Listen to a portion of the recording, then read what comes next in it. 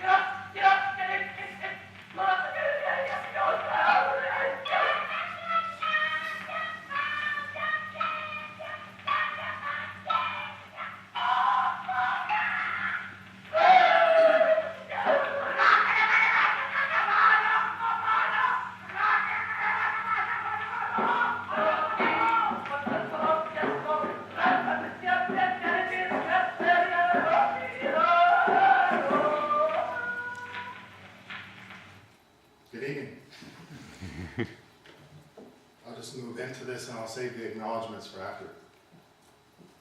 My title, of course, invokes, along with the thesis of Carl Schmitt concerning He Who Decides the State of Exception, also the title of a 1947 radio play by Antonin Artaud, To Have Done with the Judgment of God, which begins, as you heard, with a series of screams and cries knitted around the following line, which in English, everything must be arranged down to the last hair in a fulminating order, unquote. I would invite members of the audience to read the play, to read the text of this play later, which begins in a public laboratory with a rumor of male children in the United States being given sperm tests upon the entrance to public schools, and immediately ensues with perhaps the first and the most scathing criticism of the U.S. imperial war machine, what leftists in the 60s called the U.S. military-industrial complex, which has engulfed the entire American society, as Artaud claims, in one biopolitical enterprise war. Here, allow me to quote from the first section. Quote, Artaud, for Americans are finding more and more that they lack muscle and children. That is, not workers, but soldiers. And they want at all costs and by every possible means to make and manufacture soldiers with a view to all the planetary wars which might take place later, and which would be intended to demonstrate by overwhelming virtues of force the superiority of American products and the fruits of American sweat in all fields of activity, and the superiority of the possible dynamism of force. Artaud, of course, now, I'm not trying to scare everybody, but you realize that Artaud was diagnosed as a paranoid schizophrenic. So we might bracket some of the most delirious predictions of this new biopolitical order of what I would call the American Biopolitical Enterprise Society, such as Artaud says, the artificial insemination factories that will replace the natural orders of blood and sex and the creation of a new population of Americans artificially bred for global war against a host of unknown future enemies. Since Artaud said, for we have more than one enemy lying in wait for us, my son, we, the born capitalists, unquote. Nevertheless, let me immediately continue by quoting another line from Artaud's radio play in order to give you a sense of its predictive powers, which occurs immediately after he describes the negative biopolitics, or what in a lot of discussions today around Agamben, around Esposito, around the work of Carrie Wolf and others, is described as, or Eugene Thacker is described as thanapolitics. So I'm talking about the concept of thanapolitics as it appears in the work of Agamben and Foucault in the period of the 70s and the 80s. So the American enterprise to create soldiers as a massive, what Artaud calls a massive technological shield that are also made of living bodies and organs. And here we might remember the name Desert Shield.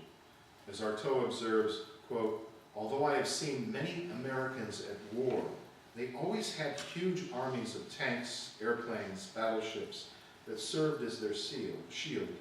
I have seen machines fighting a lot, but only infinitely far behind them have I seen men who directed them. So here, we might even see this as a little bit of an example or a prediction of drone warfare.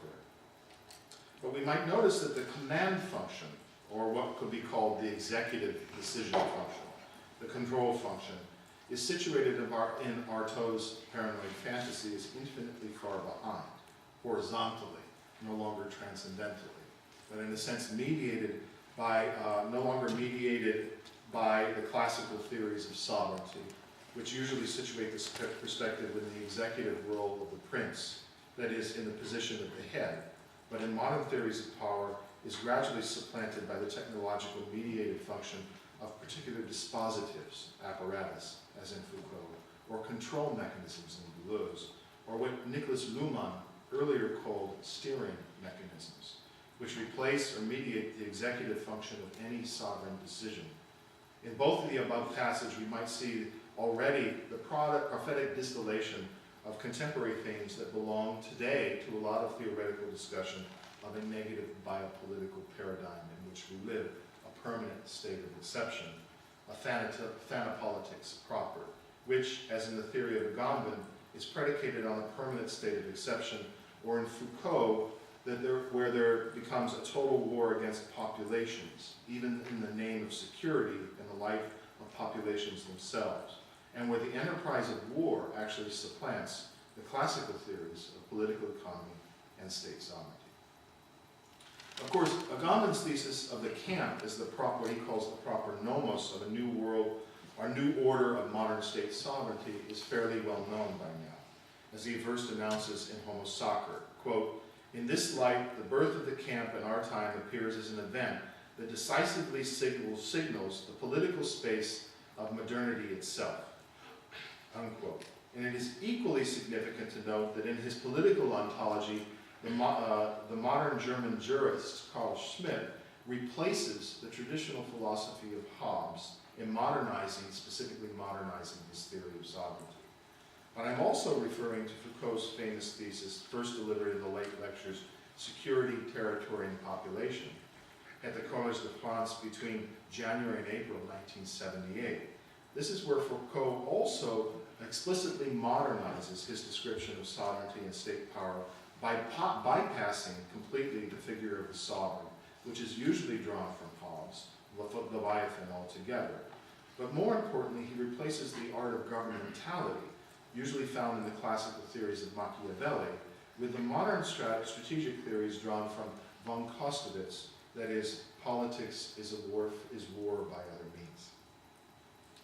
Foucault will thus define the strategies of warfare applied to large populations themselves, either to be exterminated on an industrial scale, as in the case of World War II and the Nazi extermination of the Jews, or the reproduction permanently and maintenance of permanent armies, including the improvement of bodies, armaments, and technologies, from the democratic portion of the populations themselves. So this is the two aspects of thanapolitics that Foucault said, both genocide and the production or the creation of certain kinds of life, as well as war machines on a massive scale, is part of a shift or a dramatic shift in the forms of state sovereignty and political economy, which cannot be understood, I would argue, unless it's explicitly in relation to the technical set of dispositives that define the modern evolution of the war machine directed against populations.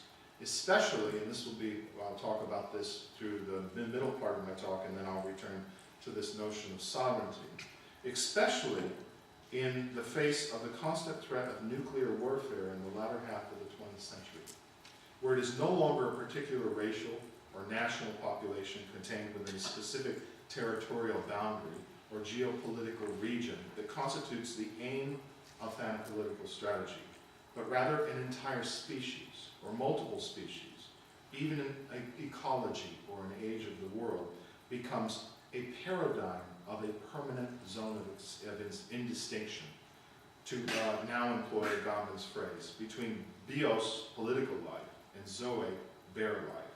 And of course, in nuclear war, or rather after nuclear war, there is no more distinction between bios and Zoe, or at least the calculated threat of this permanent zone of indistinction.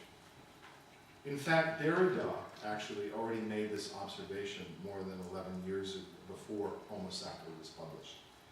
In his 1984 article in Diacritics, quote, no apocalypse, not now, 7 missiles, 7 missives. As an aside, I was a student of Derrida, and I come to realize that Derrida always seems to raise these questions first, and sometimes 30 years ahead of what other people begin to even think them. Derrida writes at this moment, I think this is a very powerful phrase, I think he wrote it in 1984. Whether it's the arms race or orders given to start a war that is itself dominated by that economy of speed throughout all the zones of its technology, a gap of a few seconds. Again, this is this notion of decision that now occurs or is possible to occur only within the gap of a few seconds, may decide irreversibly the fate of what still now and then is called humanity, plus the fate of a few other species. As no doubt we all know, no single instant, no atom of our life, our relation to the world and to being itself is not marked today directly or indirectly by that speed race, unquote.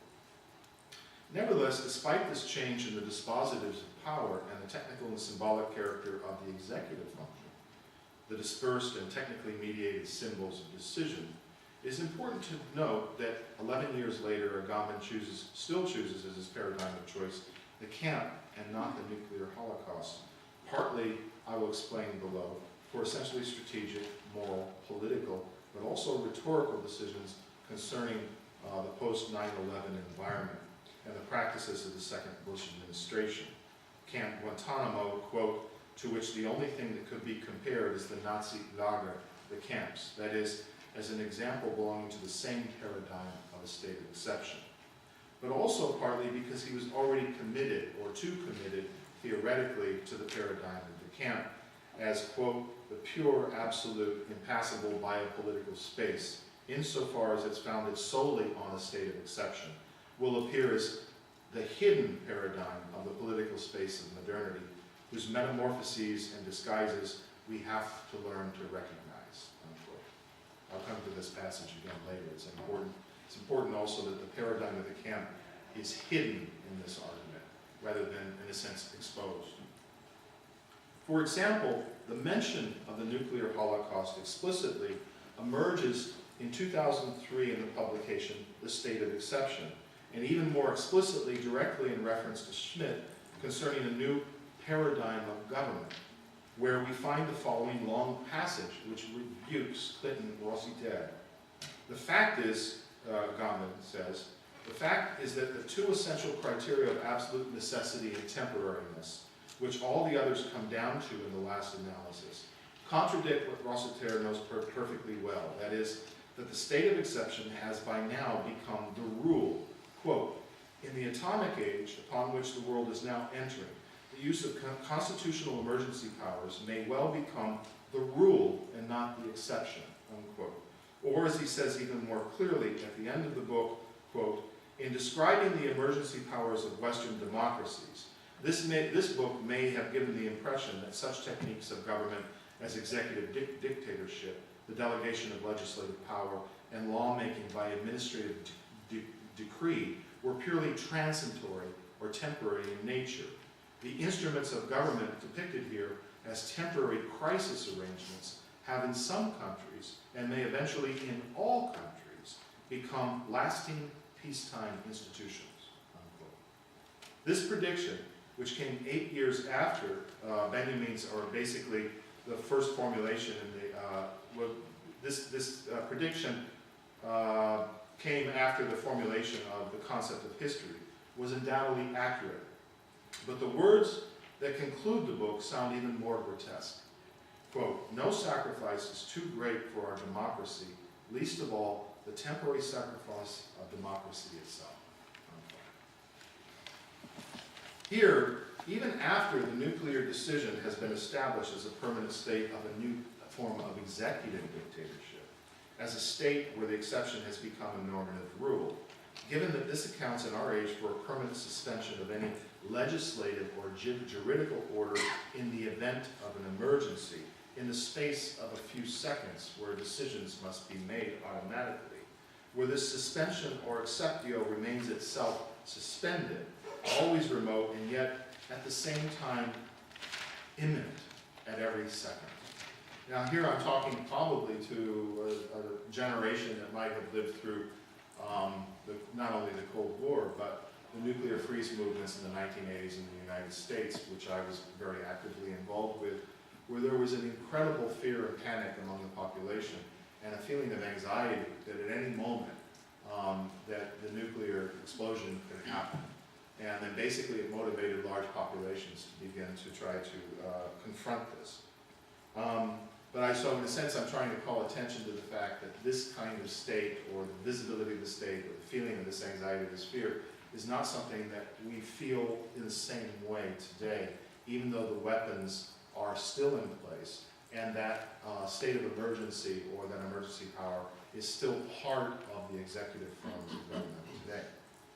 Even after this argument, however, Gambit never makes mention again of what he already identifies as the paradigm of a permanent state of exception, but immediately returns to discuss the suspension of the Weimar Constitution that becomes the condition of the construction of the camps.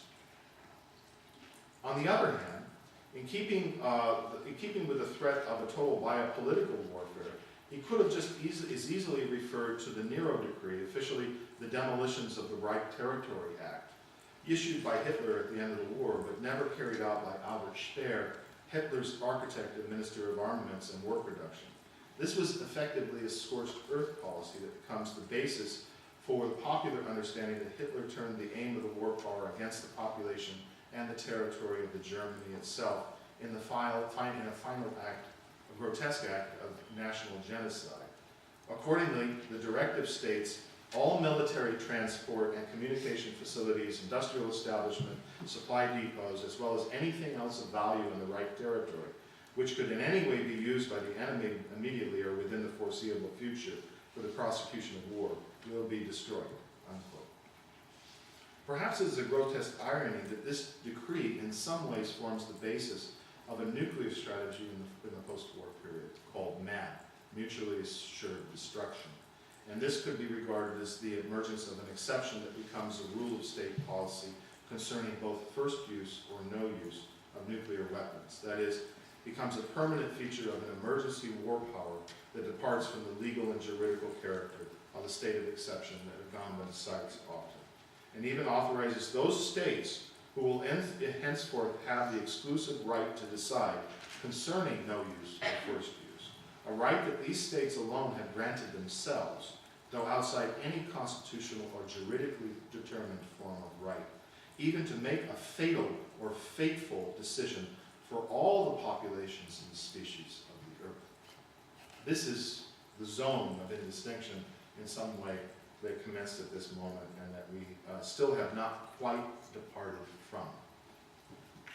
Perhaps what should concern us most is not the continued existence of nuclear weapons, but rather the existence of the exception that has now been made it possible to think, to imagine, and even to fantasize the executive decision to use them without regard to the legality of the constitutional authorization of such a decision, since there is none, but rather only the organic consequence that such a decision may be forced, inevitable, by a chain of events that make it inevitable and outside any judgment of any individual or any sovereign will, as I will just return to discuss later.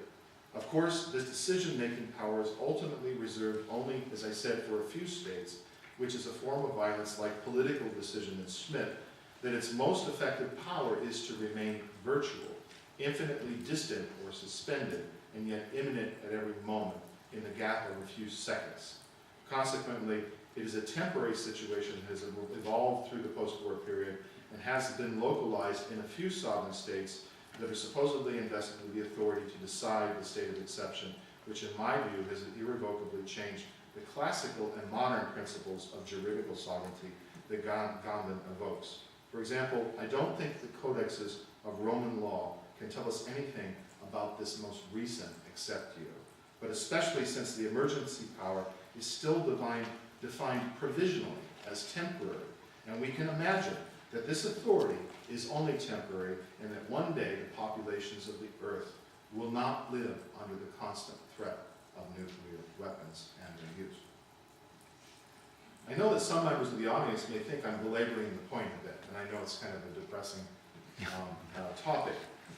I'm bringing it up again because it seems to have been repressed historically from our discussion of this very concept, and it needs to be, in a sense, reintroduced as a more modern paradigm that we need to think about. This is not to lessen the importance of the camp as a paradigm, but also to, in a sense, call attention to the fact that when we're talking about states of exception, state sovereignty, there are other forms of law that are more recent. Therefore, returning to Agamben, why is it immediately dismissed or bypassed as an example that seems so self-evident and a literal approximation of a permanent state of exception under the threat in which we live, even though this threat is seldom spoke about recently, unless it concerns the threat of nuclear weapons wielded by rogue states, and of course not the United States, Russia, France, or any other legitimate nuclear power, or terrorist agents rather than a major state power which continue to maintain a large nuclear arsenals.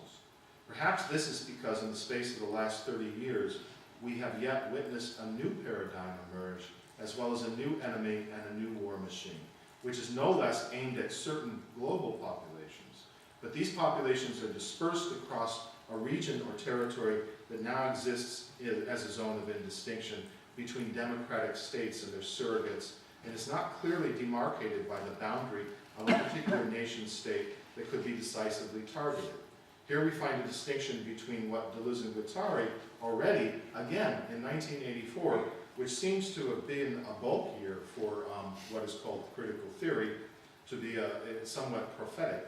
They called a total war against an unknown and unspecified enemy in the name of the security of the general population, which they also said might be a peace more terrifying than fascist death, unquote.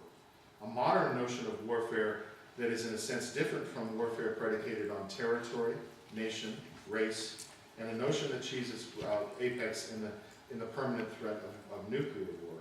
In a certain manner marks a new paradigm that I'll return to address in the conclusion. For Agamben, of course, there must be a subject who decides. And this subject must be sovereign and or his juridical functionary who wills the decision. Whereas the decision of a nuclear war has always been haunted by mediation of machines who decide in place of or in the absence of the subject, and likewise by an increased probability of error in calculations that always belong to the order of machines. In other words, by increasing forms of complexity that belong and have mitigated the executive role of, in a sense, the notion of what is a decision in politics, as well as in war. Again, let me quote a passage from Derrida's earlier essay. Quote, "I'm not speaking here of factors of undecidability or incalculability that function as reservations in calculable decision. I'm not speaking of the margin of indeterminacy that is still homogeneous to the order of the decidable and the calculable. It is a question here of an aleatory element that appears as heterogeneous in relation to every popular calculation and decision, that unthinkable element that offers itself to be thought in an age where nuclear war is possible.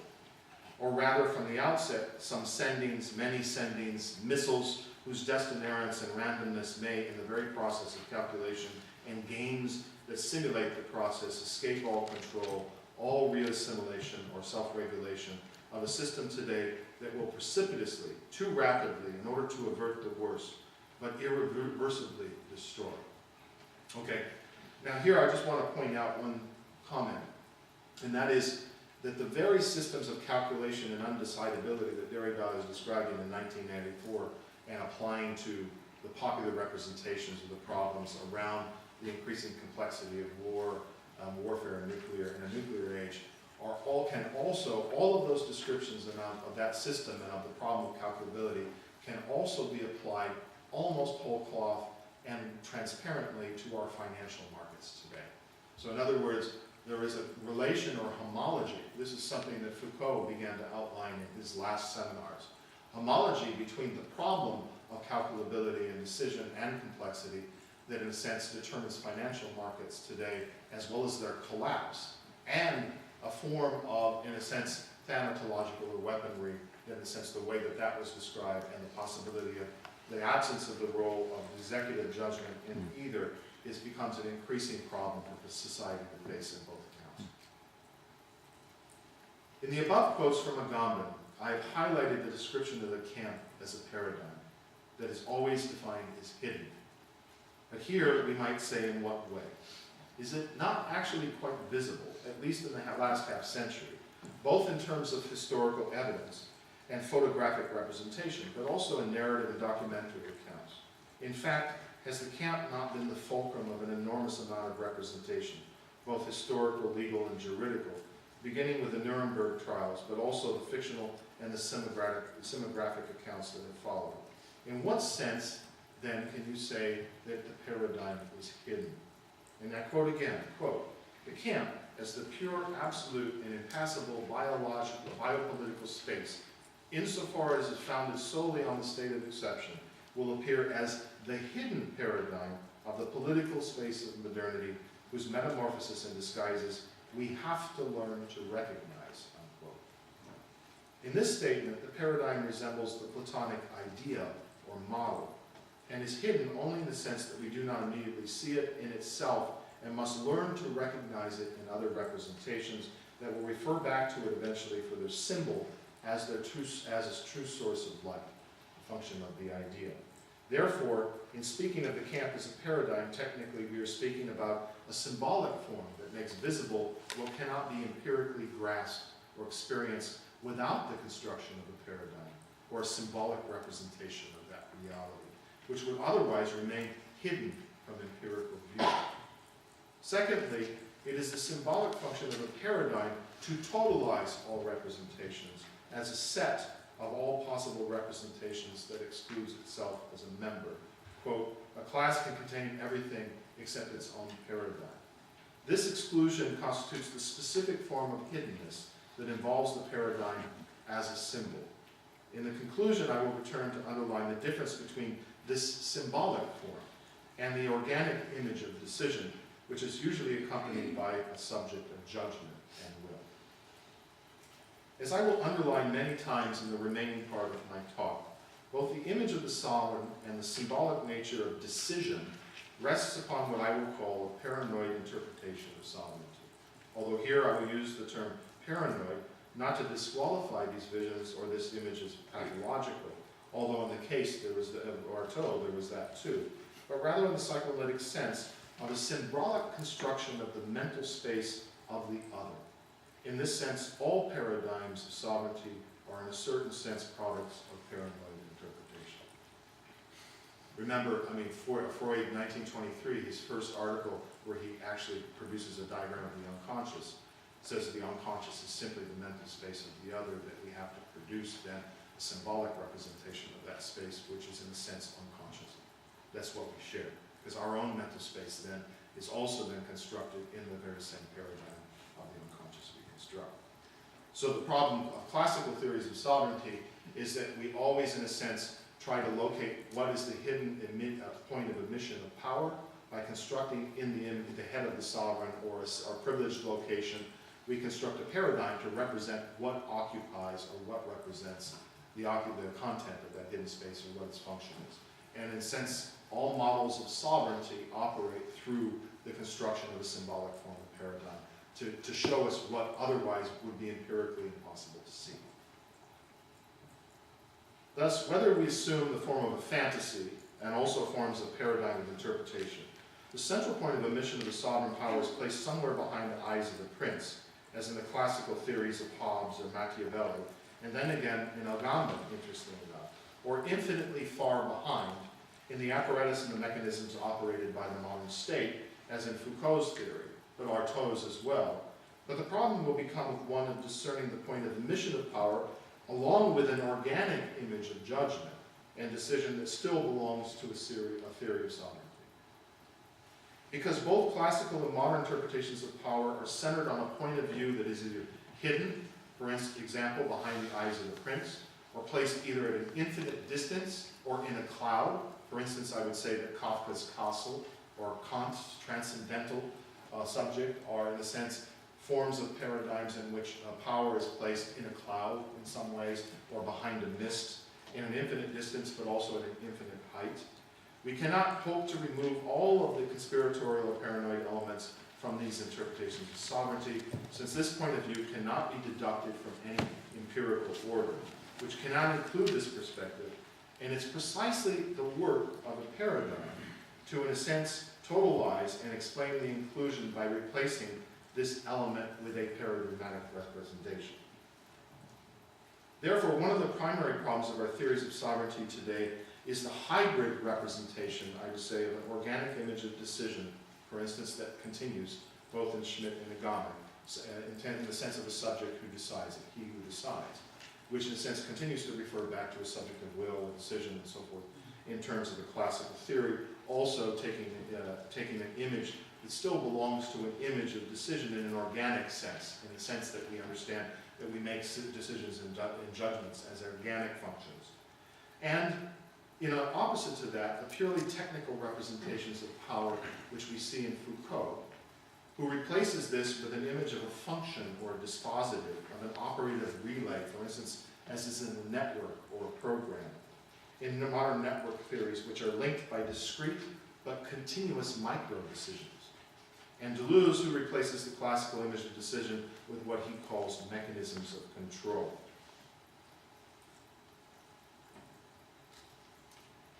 Here, rather than turning to Benjamin, which is what Gambler usually does, I would like to move to a conclusion by recalling Deleuze's image of decision as a symbol from the essay To Have Done with the Judgment of God. So the question is, what is a symbol?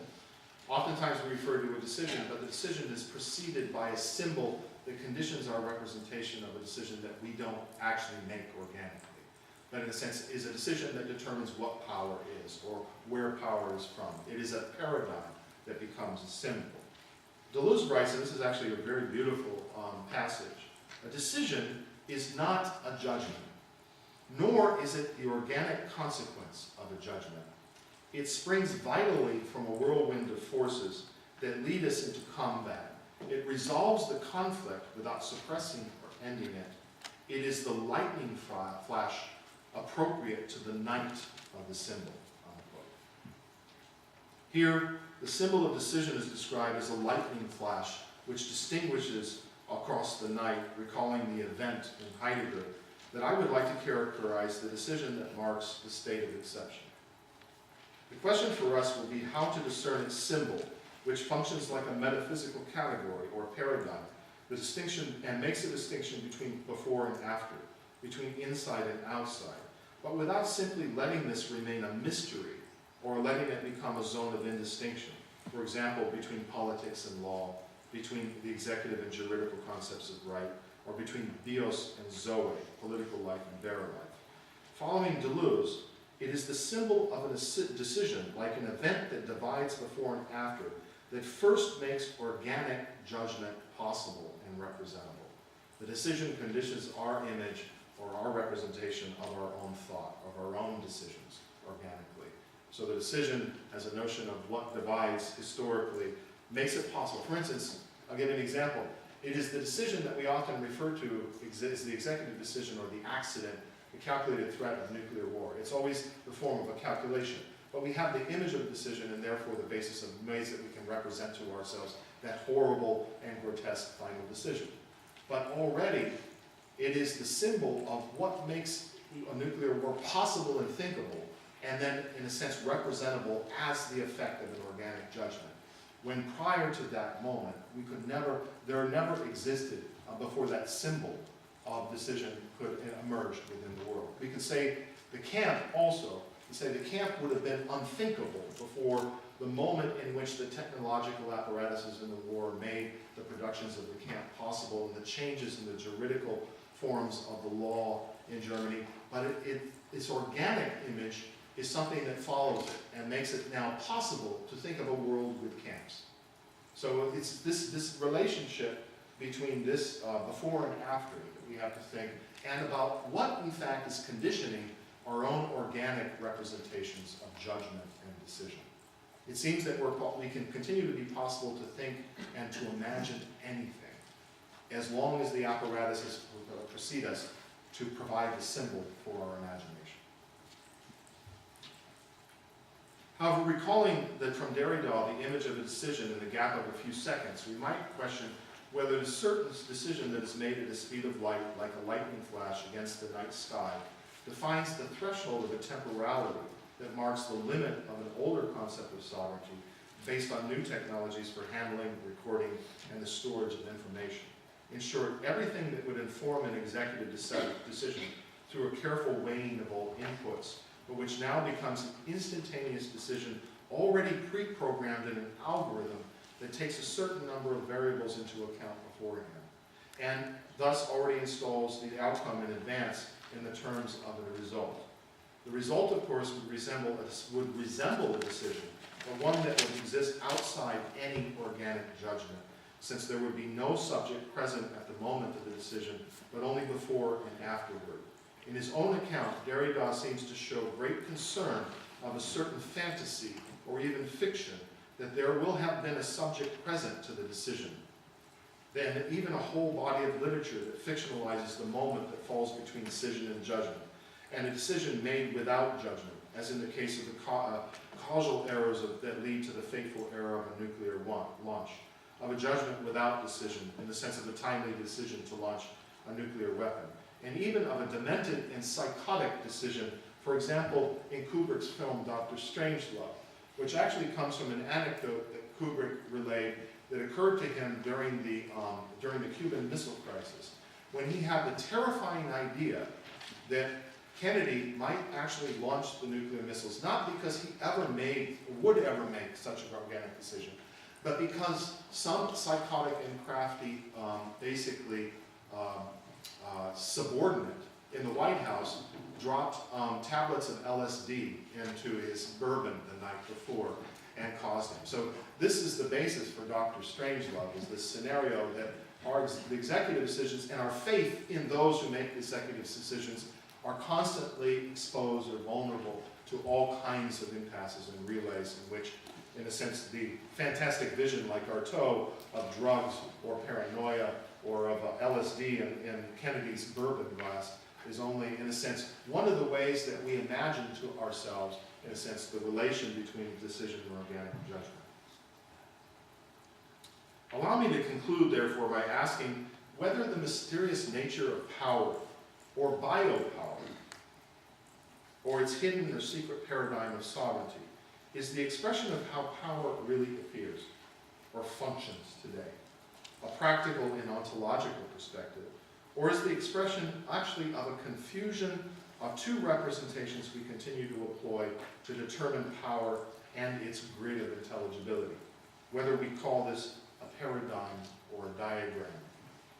For example, in Hobbes, we find the figure of the Leviathan. Its body is composed of a number of constitutive elements and distinct individualities that belong to the state. But the head of the state, which is also sometimes described as its heart or its central monadic soul, but as I will show in a moment, and Hobbes says is actually its stomach, is what Hobbes defines as the place of its sovereignty.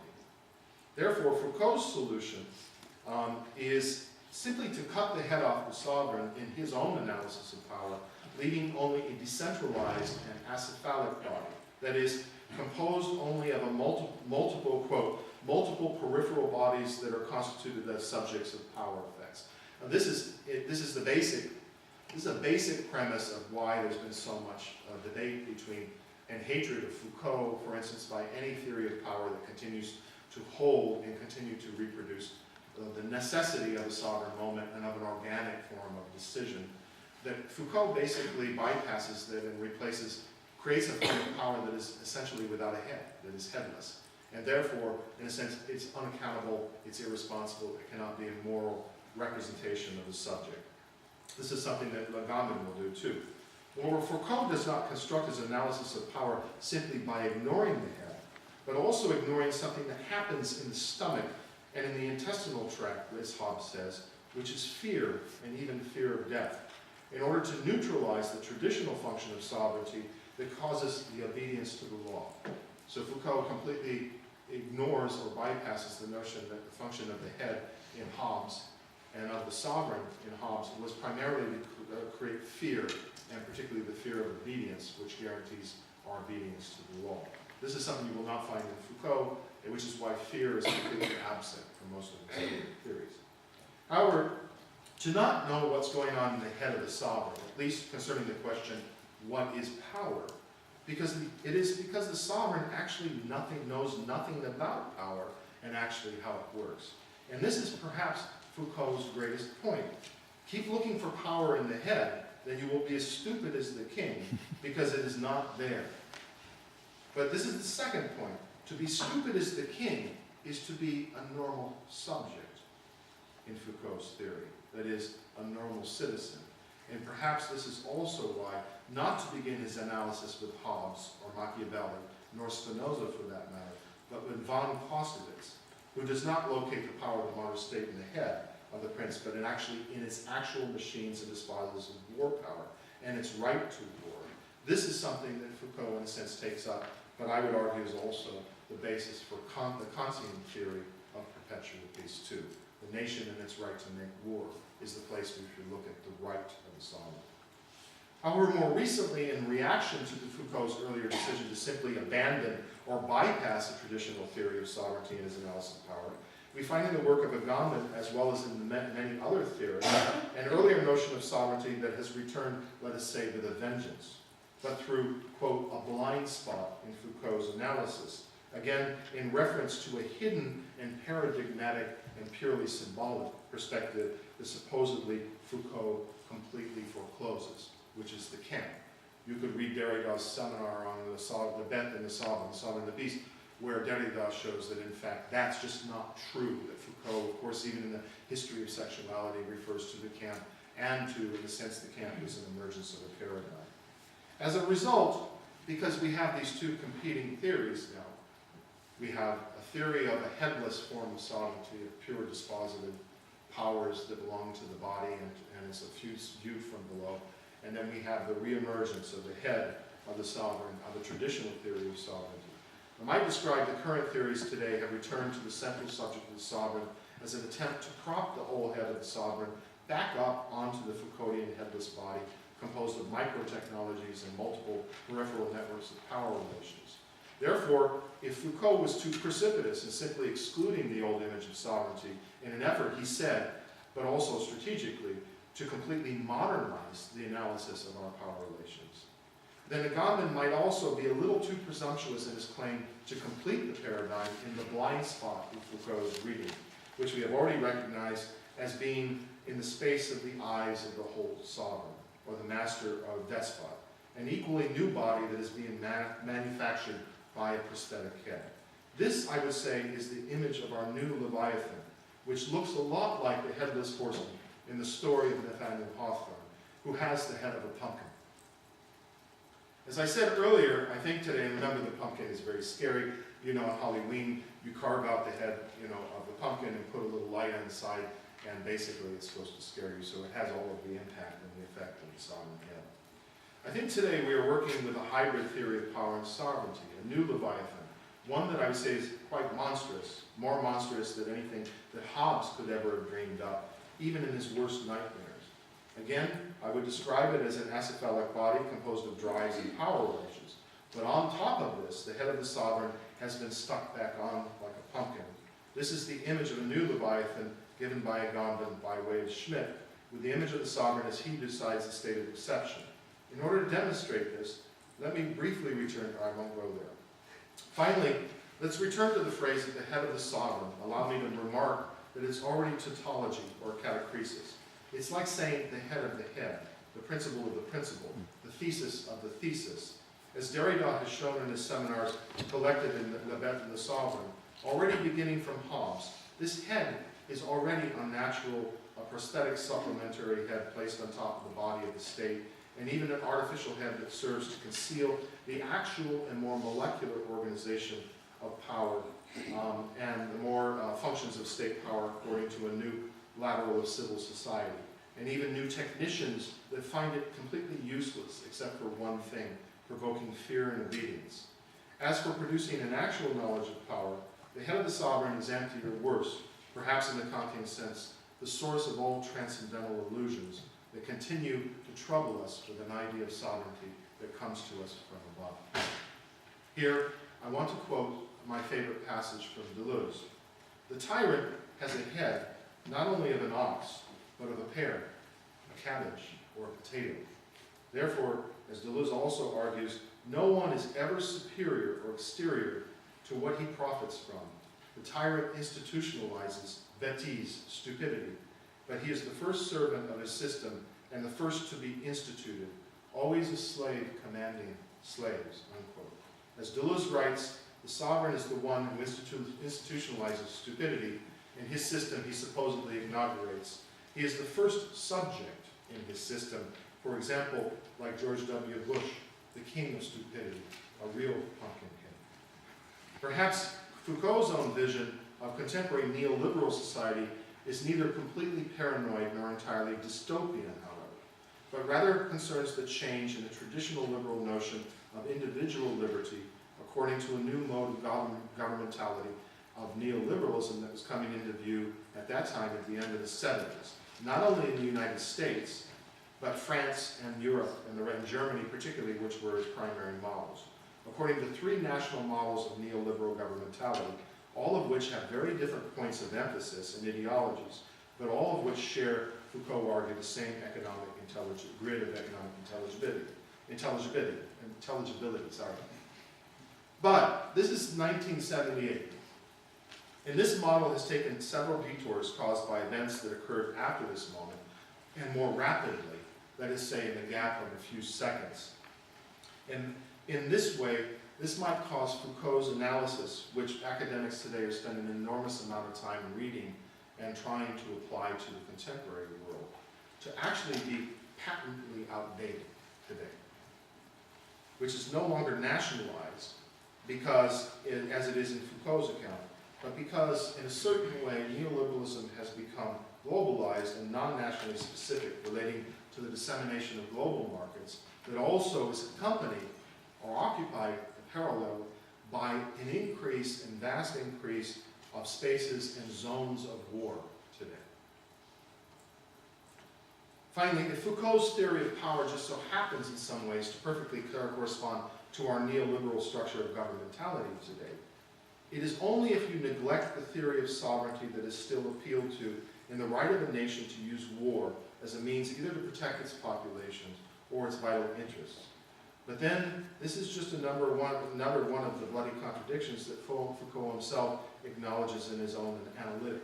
And who's to say that had he lived beyond the 80s, he might not have returned to rethink and reconsider, given the current contemporary events, the role and the place of sovereignty in our neo-global politics today. And with that, I'll end. Thank you.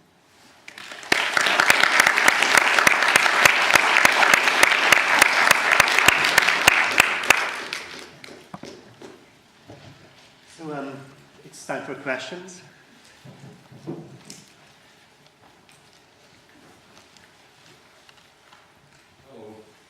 Where does free will fit into any of these theories?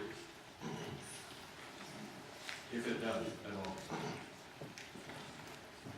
Free will, or the notion of free will, certainly emerges. I mean, it has not been focus of some of the kind of newer theories of sovereignty and of politics. Because in a sense, there's a revision of the notion of that will, the classical subject of will, subject of representation, the Kantian subject of will, desire, representation, was not the center of the calculations of power, but in fact bypassed individual will as the place where power applied, and addressed something at a more molecular level. For instance, our consumptions, our tastes. We become pools of data in a commodity or a market society that in a sense applies and manipulates will from remote control. This is why I kind of talked about these different images of the way that sovereignty has been reconfigured in different ways, and one is, of course, the ability to control from a remote way, bypassing the individual will as the source of, in a sense, the exertion of control or power over lifestyle or over a form of behavior. And so the notion of enterprise society, Foucault has a very beautiful passage that he takes from the economic theorist Rousseau, who is one of the economic theorists that was part of the Lippmann colloquium and part of the inventor of German ordoliberalism, which was responsible for the German miracle. He talked about the fact that the neoliberalism operates purely on a cold system of competition that is socialized and even into the privatized sector of what formerly was the private lives of individuals. He said that the problem is that cold competition can never be the social principle of cohesion for any society because it separates and disunifies more than it unifies. And so he talked about the fact that there needed to be the creation of certain warm or light values that brought about, in a sense, the relation of behavior to a set of factors that, in a sense, would lead the economy to address no longer the sovereign decision of the individual to participate, for instance, in an electorate or in a political form, but of an individual that was defined down to the fine grain of its enterprises. These enterprises would be sub-individual and part of the lifestyle that the individual is invested to maintain. And these become, in a sense, the way that the calculation of will is replaced in some ways by these new theories that talk about that, in a sense, will becomes a classical image of liberty. That's a dystopian image. I'd say there's more of a positive image in that Foucault very briefly, and I think that, remember that Foucault was dying, or would die in 1984. His seminars were in 78 and 79, were only beginning to analyze the phenomenon that today people are talking about, neoliberalism, as well as, in a sense, biopolitics. But he used the example of German ordoliberalism, and then he uses the example of France because he's most familiar with it. But he made some of the most amazing and remarkably sweeping statements, then never followed them up with any analysis, about American society. He said American society operates under a different principle than European societies, which always try to constrain sovereignty or with either the image of general will or the rule of law. In the American society, he said, it is always the problem of liberty, whether liberty of individual or collectives. And so he pointed to two phenomena that were occurring in the 70s.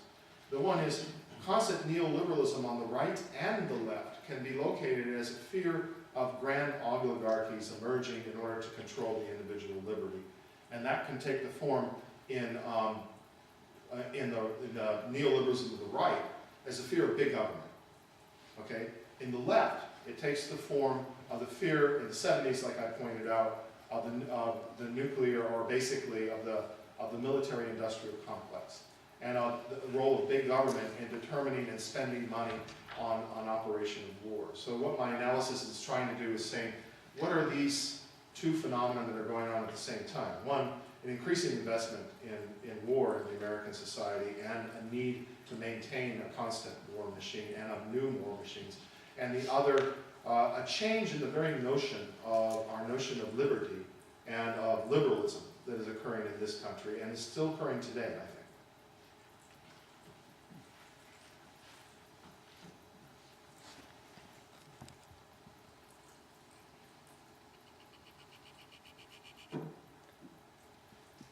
Okay, so how, I'm sorry, I have like absolutely no background in this kind of theoretical abstract stuff, and I got a lot of like really interesting anecdotes and quotes out of that, but how would you sum up your like central argument in layman's terms? Like, talk to me like I'm stupid, because that is how I feel right now.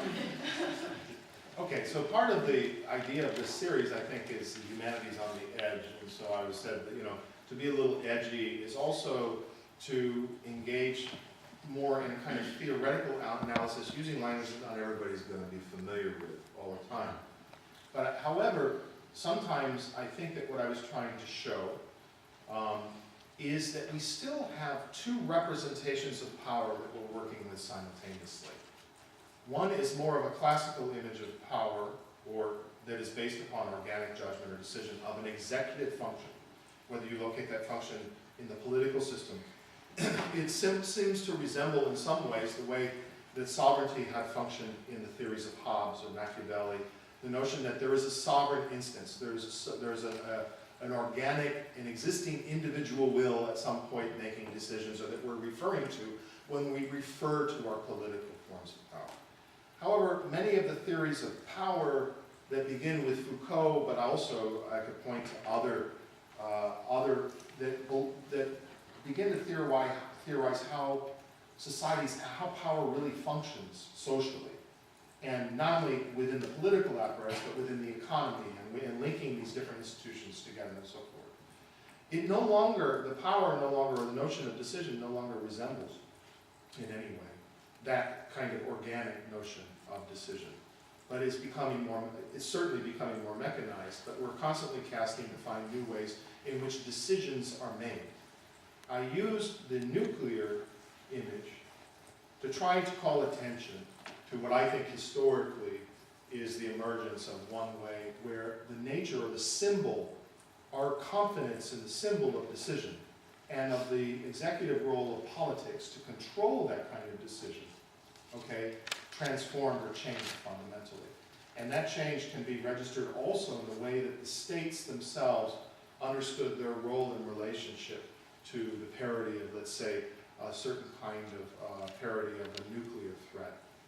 But we no longer have, and at that moment, had confidence in a certain kind of decision, executive function that is located at the political level. And it's been that problem that we've returned to many times in the description of why power remains to us, or where power comes from, or what is the power over our lives, or what is the state role of power. It is that description analytically, theoretically. It's because let's say our tools are not very good. We have not used the right tools in representing power. So this is good. Moving that outside of a standard of judgment of accuracy, whether or not this is accurate or not, as to an account for standards of power, I want to move towards a standard of what does this enable? And I don't mean what does this enable by my free will going out and determining the kind of actions that this body would take, because that's the theory of sovereignty as an executive judgment, right? This is an executive judgment over the rest of the body. But rather, let's say this move from the calculated executive judgment to the decision as a collective enactment of the collision and becoming different of a multiplicity of forces. Let's just take that simple move. What is enabled by that move? If that move becomes materially repeated over and over again, we start writing about it. You know, people already have, but it becomes a little bit more popular in the public imagination. What does that enable that's different than, say, because the theory of sovereignty as an executive judgment, it seems to me is still a popular imagination of power. Exactly. So exactly. what's enabled by it? Let's say we make that, just that shift, getting out of the sort of hybrid middle ground, which I understand is more nuanced understanding, but let's just make the simple shift from executive judgment to collision of forces. What is enabled by that? Okay, so I know what you're referring to. There have been several theories of popular sovereignty that in a sense do not come from above and do not function through the executive role of sovereignty or a traditional role of sovereignty, but occur through the multitude or through the creation of a multiplicity of discontinuous desires, the invention of new forms of desire and so forth, that is as if the body, which I described, and I use that image purposefully, that the body without the head would begin to produce